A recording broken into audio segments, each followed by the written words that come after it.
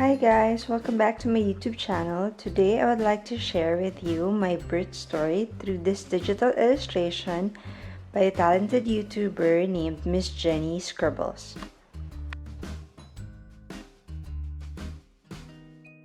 Once upon a time, nope, just kidding.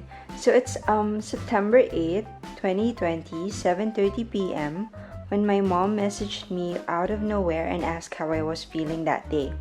I was a bit chatty and told her that I would need to take a COVID test prior to my due date, because that's the new protocol these days. At about 8:30, I decided to watch some YouTube videos while I was lying in bed when I suddenly felt a sharp pain that made me sit up straight. After a few seconds, I felt some liquid was coming out of me. I told my husband that my water probably broke, but he was busy attending to a customer online, and I went to the bathroom to check if there was indeed water coming out or if I was just panicking.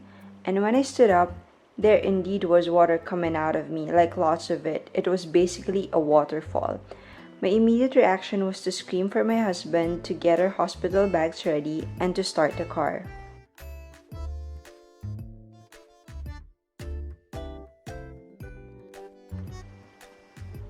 As we rushed out of the house and out of our village, I realized we actually left our face masks and face shields at home.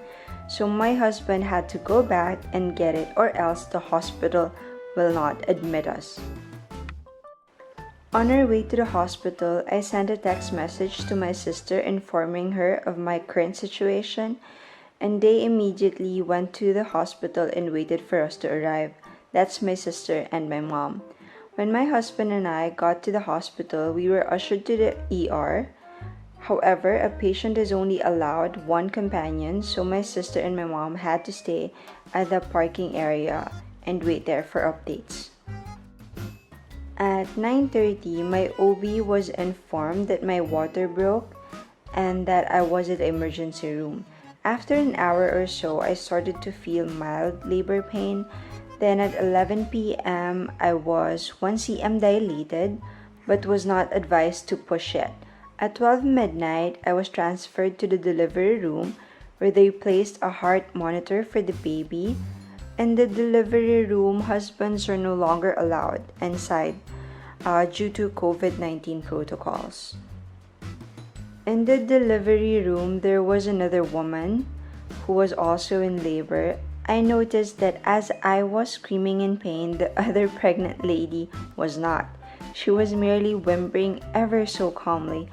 I felt so sorry for her because I sounded like Tarzan calling all the animals in the forest. There was a TV in the delivery room, and the movie that was playing was Legally Blonde. I tried my best to be as calm as the other woman and tried to distract myself by watching that movie, but it just didn't work. I scream and scream and scream my vocal cords off.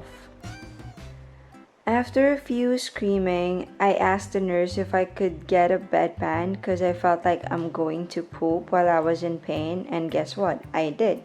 And with that, I asked the nurse when I'm going to get my epidural since the level of pain was extreme. This was at 2:30 in the morning and I was already 3 cm dilated. She told me that I'll get the epidural injection once I'm 6 cm dilated. However, the nurse told me that if it's my first baby, my labor will probably take 12 hours or more. At about 5:30 a.m., I felt such an intense pain that I instinctively asked the nurse to check if I'm already 6 cm dilated because I felt like I was. And yes, the nurse told me I was, so I asked where the anesthesiologist and when I'll get my epidural. I kept asking where is the anesthesiologist and where's my epidural while I was being wheeled to the operating room. They told me he was coming and that the pain medication will be injected to me soon.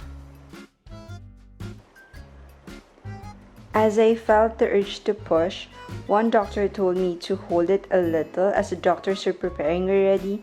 I kept asking for my epidural again and again because it was just so painful. I think my last sentence before I got blacked out of my mind was, "Where's my epidural?" And the next thing I remember was waking up in a brightly lit delivery room with my OB and a different anesthesiologist telling me that I delivered our baby without any epidural. Because the baby was already crowning when the anesthesiologist got there. And that's how I delivered our baby on September 9, 2020 at 6:18 a.m.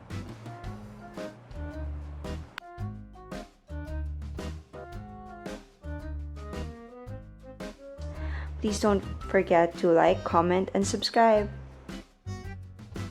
Thanks for watching!